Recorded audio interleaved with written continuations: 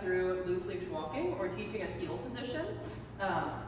And I'm going to be using 2 cues and 2 cues only for this session.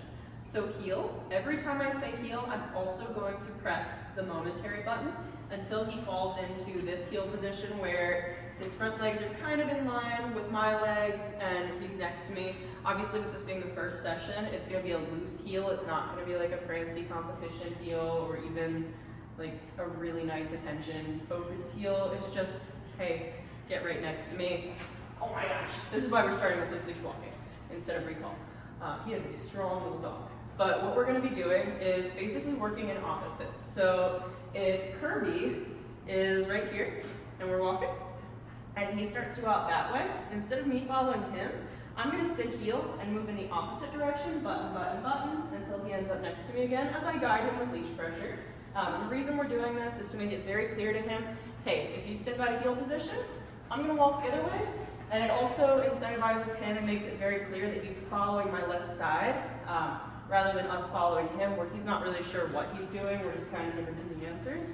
So every time I say heel, I'm going to tap, tap, tap. And I'm also going to raise my hand so you can see what I'm doing until he ends up right next to me. My allergies are killing me. So if this video has like weird cuts or I sneeze, don't mind me. This is just to teach the heel position. I'm not reshooting it. I'm putting it off way too long. So let's get started. I'm going to start him out at like a 7 or an 8. We might move up, we might move down. Heel. Heel. I didn't press the button that first time I said heel, but every time after that, heel, button, button, button, button, button. Heel. Nice. Heel. And you'll notice I'm working on just a straight back and forth line. Heel. Good. That makes it easier for both of us. As soon as he starts to get what we're doing, heel. Good. He's a little scared to replace that. We're going to work him through it anyway. Even kind of falling backwards, heel. Even though he's not in front of us or getting way out beside us, we're still teaching him heel. That following us and being in this heel position is what we want. So we're not going to make exceptions. Exceptions don't make sense in our dog's head. So if we're like, we're going to correct you every time you get in front of us or beside us, but not behind us, we're not actually teaching a heel position. We need to be really picky. Right off the bat, heel. I don't even think he's feeling this. Heel. Good. What was I saying? We need to be really picky because that's going to be more clear and more fair to the dog. Good job.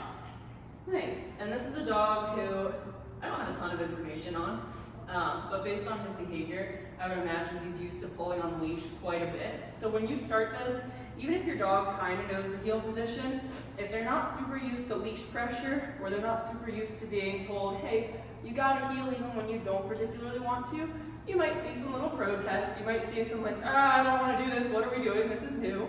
Don't panic. Work through it. If your dog shows some signs of being uncomfortable, you can up your rewards heel. You can lower your remote a little bit, but don't lower your standards. Because if you're not clear when your dog is concerned or not feeling confident, and you're clear every other time, then you're almost reinforcing that lack of confidence. You're like, well, you know, this situation is really scary, so I'm not going to ask you to heel.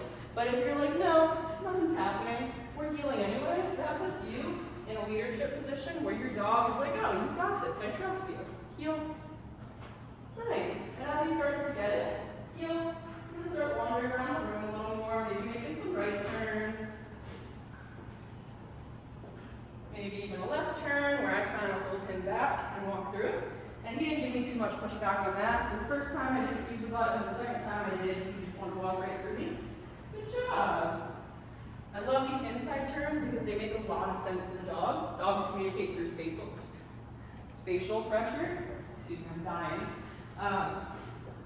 Good job. You got this? Nice.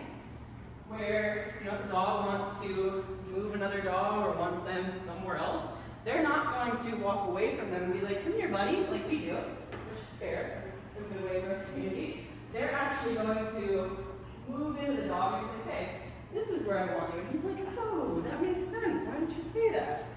Nice.